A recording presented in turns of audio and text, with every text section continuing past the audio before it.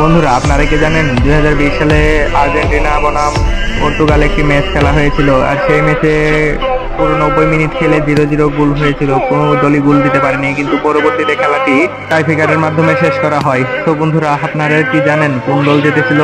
তো পুরো ভিডিওটি দেখুন আর দেখেন পুরো পেনাল্টি জুড়ে কি একটা ভয়াবহ অবস্থা হয়েছিল।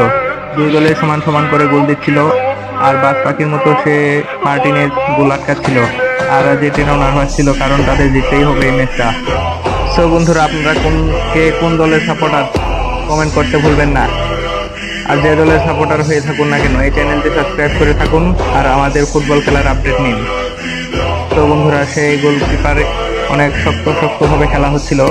দুনো দলই ভালো খেলছিল, সমান সমান গোল হয় 5টা করে কিক মারার পর। কিন্তু পঞ্চমতম কিকে রোনালদো লাস্টে কিকটা নেয়।